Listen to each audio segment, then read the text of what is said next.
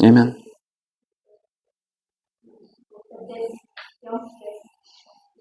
Et oui, Seigneur.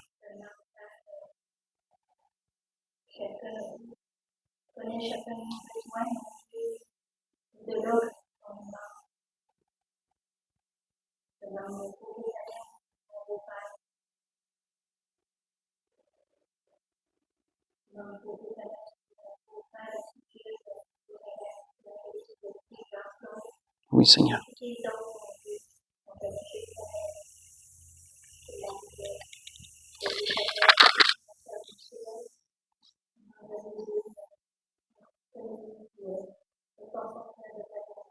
Amen.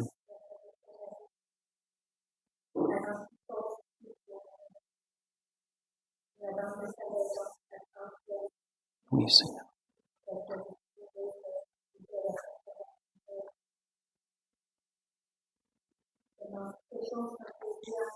Amen. Donc, pour ce court message que l'Esprit veut nous donner pour clore cette année, je vais vous inviter à tourner dans l'Ecclésiaste, chapitre 7.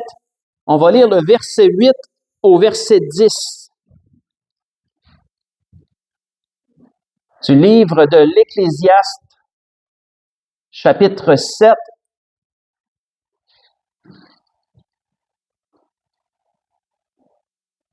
Verset 8 au verset 10.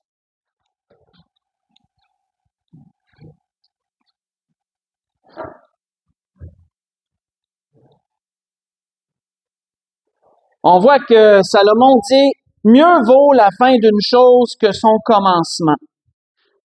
Mieux vaut un esprit patient qu'un esprit hautain. Ne te hâte pas en ton esprit de t'irriter, car l'irritation repose dans le sein des insensés. Ne dis pas d'où vient que les jours passés étaient meilleurs que ceux-ci, car ce n'est point par sagesse que tu demandes cela. » On va arrêter ici. Salomon commence ce court endroit qu'on a lu en disant « Mieux vaut la fin d'une chose que son commencement. » On voit que Salomon, par cela, ne voulait pas dire que le début de quelque chose n'a aucune valeur. Ce n'est pas ça qu'il voulait dire. Le début des choses a quand même une certaine valeur. C'est important qu'une chose puisse commencer. Mais ce que Salomon voulait dire, premièrement, c'était que le début n'est pas garant de la fin nécessairement d'une chose. Je m'explique. Que c'est pas parce qu'une chose commence d'une certaine façon que ça va finir nécessairement de la même façon. Quand on pense au début de quelque chose, un commencement, qu'on pourrait aussi dire, peut paraître rempli de promesses.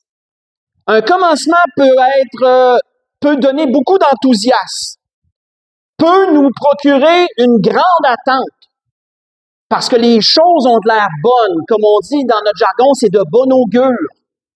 Ça s'annonce bien. Et pourtant, elles peuvent terminer de façon très décevante. Comme inversement, une chose peut commencer difficilement, peut commencer par des défis et toutes sortes de difficultés et d'obstacles. Et pourtant, au bout du compte, peut procurer de la paix et de la joie. Voyons-nous que dans les deux cas de figure, le début n'est pas nécessairement garant de la fin. C'est pas parce qu'une chose commence d'une façon qu'elle va se finir de la même façon. Le commencement est visible, on voit d'où ça part, on sait ce qui part, mais par la suite, c'est de la découverte. On ne connaît pas l'avenir. On ne sait pas comment la chose en question va progresser. On avance de découverte en découverte suite au commencement. Et la vérité ne se dévoile qu'à la fin. C'est seulement à la fin que là, on voit l'aboutissement, que là, on peut donner un compte-rendu sur une chose en question. C'est pour ça que quand on fait une étude sur ce sujet dans la parole de Dieu, c'est très intéressant de voir que la fin des choses est beaucoup plus valorisée dans la parole de Dieu et mis en évidence que le début des choses. C'est un point qui est quand même assez particulier à observer. Continuons dans cette pensée que l'Esprit nous donne pour clore cette année. Allons dans le psaume 126. Le psaume 126, on va le lire au complet, il y a 6 versets. Le psaume 126.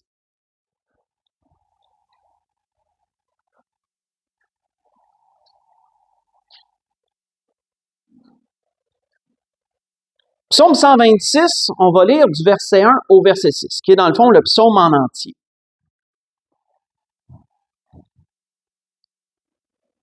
Il est dit, cantique des degrés. Quand l'Éternel ramena les captifs de Sion, nous étions comme ceux qui font un rêve. Alors notre bouche était remplie de cris de joie, et notre langue de chants d'allégresse.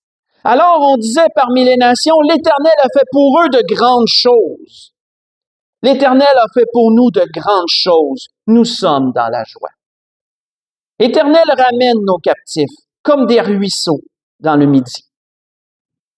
Ceux qui sèment avec larmes moissonneront avec chants d'allégresse. Celui qui marche en pleurant quand il porte la semence revient avec allégresse quand il porte ses gerbes.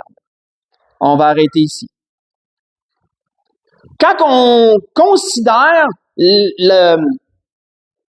l'histoire derrière ce psaume, quand on considère l'arrière-plan, on se rend compte que ce psaume a été écrit suite au retour de l'exil après les 70 années de captivité qui avaient été prophétisées par le prophète Jérémie. Lors du premier retour de l'exil sous Esdras, vous voyez ça dans le livre d'Esdras, là où un roi païen du nom de Cyrus a de lui-même proclamé que le peuple juif pouvait retourner en territoire d'Israël, construire le temple de Dieu, qu'il fournirait matériaux et accès pour le faire. Et on sait que Dieu avait prophétisé cela par Ésaïe. Il avait parlé Dieu avait parlé de Cyrus comme étant son élu. C'est quand même particulier pour un roi païen. Il y en a peu qui ont été appelés comme ça. On voit que lorsqu'ils ont pu retourner, qu'est-ce que le psalmiste, celui qui a écrit ce psaume, dénote? Il dit, quand on a été amené en captivité, c'était la peine. C'était la peine. C'était comment je pourrais dire, c'était la tristesse, c'était la difficulté parce qu'ils ont été amenés en captivité contre leur gré. Ça a été un jugement de Dieu très difficile. Mais il dit, en bout de ligne, on a pu revenir. Dieu, dans sa bonté, dans sa miséricorde, nous a permis de revenir. Et il dit là, notre bouche est remplie de chants de joie et de chants d'allégresse. C'est pour ça il nous est décrit du verset 1 à 4, la grande joie qui était la leur pour ce retour de l'exil-là. Lorsque ce roi a pris leur parti puis qu'il a proclamé la fin de l'exil pour tous ceux qui voulaient y aller. C'est pas tous qui sont remontés, bien sûr, en Israël, malheureusement. Mais les plus fidèles, ceux dont Dieu a réveillé l'esprit, comme il est dit dans Esdras chapitre 1, eux, ils sont retournés pour rebâtir. Le début avait été rempli de tristesse et de peine et de difficulté, mais la fin s'est retrouvée à être que joie et allégresse. Et c'est pour ça que le psalmiste qui a écrit ce psaume, ensuite, il va d'une image à propos de l'agriculture de l'époque. Et c'est pour ça qu'il dit, comparant à ce début et à cette fin-là, c'est pour ça qu'il dit que ceux qui sèment avec larmes, pensez à ceux, autrement dit, qui ont été en captivité, qui ont été amenés en captivité, puis que la fin, ils peuvent revenir, ceux qui sèment avec larmes moissonnent avec chant d'allégresse. C'est pour ça que ça a été dit, ça. Que celui qui marche en pleurant quand il porte sa semence, mais il est dans la joie, il est dans l'allégresse quand il revient, puis il porte ses gerbes. Un début peut être extrêmement difficile et la fin peut s'avérer totalement heureuse.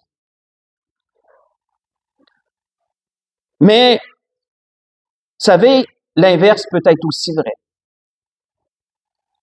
Quand on pense, entre autres choses, quand je méditais sur ce que l'Esprit nous dit en cet après-midi, sur ce point-là, l'Esprit m'a amené sur comment que Dieu a permis que toute une ville païenne du nom de Ninive puisse se repentir sous la prédication de Jonas, un repentir national de toute une ville, grand repentir, profond repentir. Le début a été merveilleux, mais que quand on lit dans le livre de plus tard de Nahum, on voit que Dieu prononce un jugement des années plus tard, il prononce un jugement et la destruction finale de cette ville. La fin s'avère être désastreuse. La fin s'avère être d'une grande tristesse. Pourquoi? Parce que dans le début, cette ville qui était méconnue, elle était grande, mais méconnue, une des grandes villes du territoire assyrien, qui s'est repentie, qui s'est humiliée sous l'annonce du jugement de Dieu. Plus tard, l'empire d'Assyrien devient grand, domine une grande partie du monde, de son territoire où est-ce qu'elle était située. Ninive devenant la grande capitale de l'empire assyrien, une ville qui s'élève en orgueil et qui devient très hautaine, un peuple et une ville qui deviennent vraiment méchants.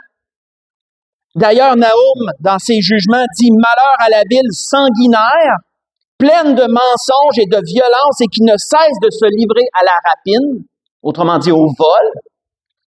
Vous voyez ça dans Nahum 3, verset 1. On voit que ça l'avait bien commencé, mais au final, ça a été la destruction au final. Comme vous voyez, les choses peuvent aller dans un sens, comme les choses peuvent aller dans l'autre. Le début n'est pas garant de la fin, nécessairement. Il faut se rendre à la fin pour constater le résultat final d'une chose. Mais on voit que Salomon, si on revient à l'Ecclésiaste, Salomon voulait aussi nous enseigner deux choses, deux morales à travers cette sagesse-là. Deux morales. Si on revient dans l'Ecclésiaste chapitre 7, si on revient sur la fin du verset 8, parce qu'au début du verset 8, il dit « Mieux vaut la fin d'une chose que son commencement ». Mais quand on lit la deuxième partie du verset 8, il nous dit que mieux vaut un esprit patient qu'un esprit hautain. Ça, c'est une sagesse que Salomon veut nous enseigner à propos de son premier point.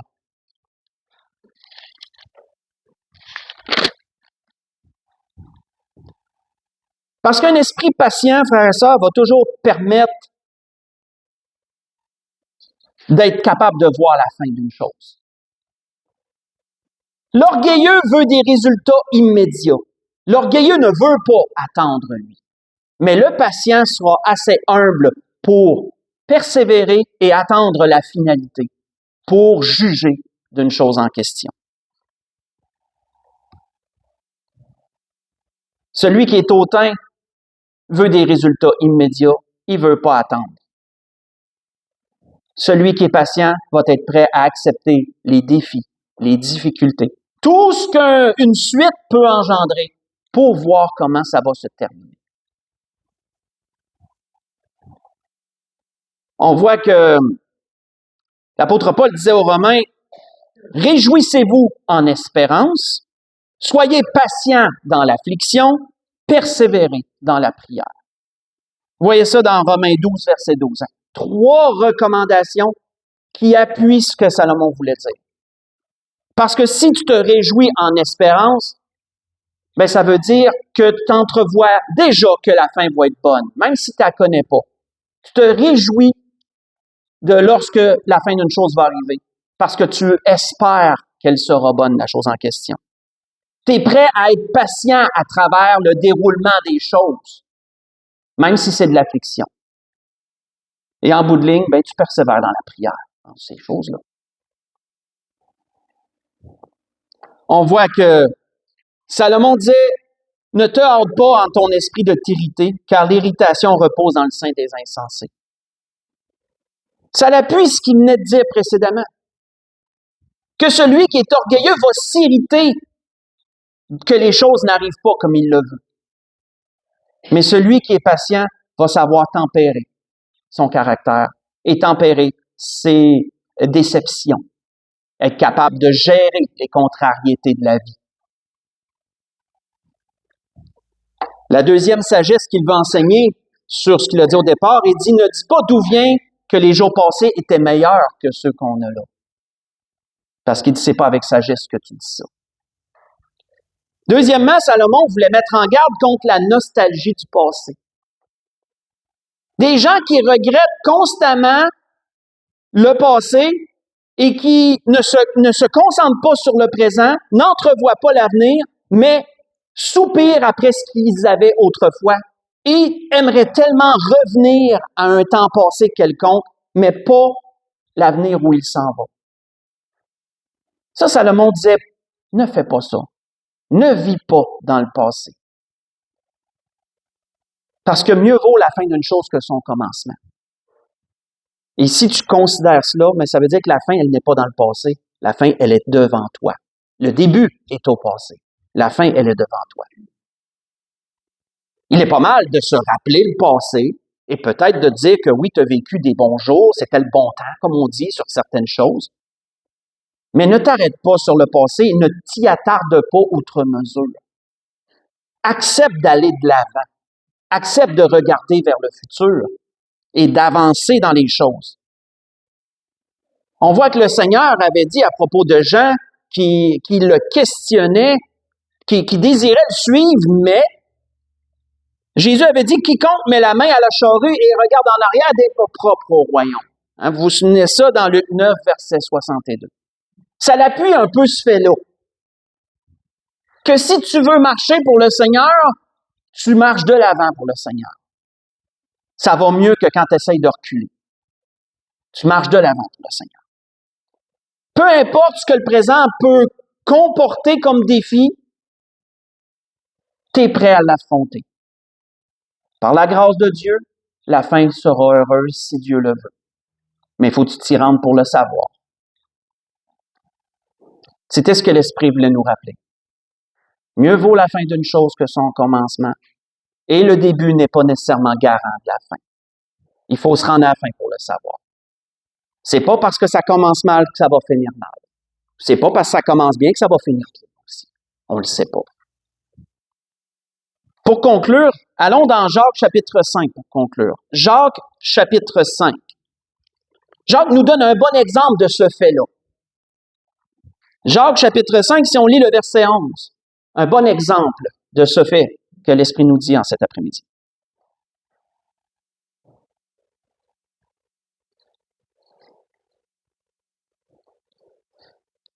Jacques chapitre 5, verset 11. Il est dit, « Voici, nous disons, bienheureux ceux qui ont souffert patiemment.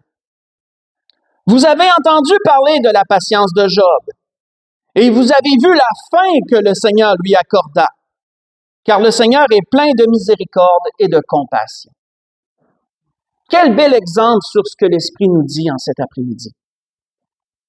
Nous savons comment que l'histoire de Job, de ce qui nous est répertorié, a commencé. Elle a commencé par beaucoup de difficultés. Beaucoup d'épreuves se sont abattues sur lui. La perte de ses biens, de ses enfants. Finalement, la perte de sa santé. A vécu un certain temps, nous ne savons pas combien de temps, mais un certain temps dans cette épreuve qu'il avait. Également ses amis qui étaient venus pour le consoler, qui se sont avérés plus être une pierre d'achoppement pour lui qu'une consolation, et qu'il a dû se justifier envers eux et se défendre de leurs accusations. On voit que Job ne s'est pas irrité du fait qu'il avait tous ces défis à affronter. Irrité outre mesure, on pourrait dire. Il n'est pas tombé dans la nostalgie du passé, quoiqu'il a relaté qu'il trouvait bien heureux ces jours d'avant. Mais il n'est pas tombé dans la nostalgie du passé au point de ne même plus vouloir regarder en avant et de vouloir vivre dans le passé. Ça, non. Non plus. Job a enduré les choses qu'il a endurées, il s'attendait à Dieu pour la suite. Quoi qu'il pensait que ses jours étaient comptés et qu'il allait mourir, vu l'extrémité de sa maladie. Mais, comme Jacques nous le dit, considérez la fin que le Seigneur lui a accordée. Parce qu'en bout de ligne, le Seigneur lui a donné au double de tout ce qu'il avait au départ.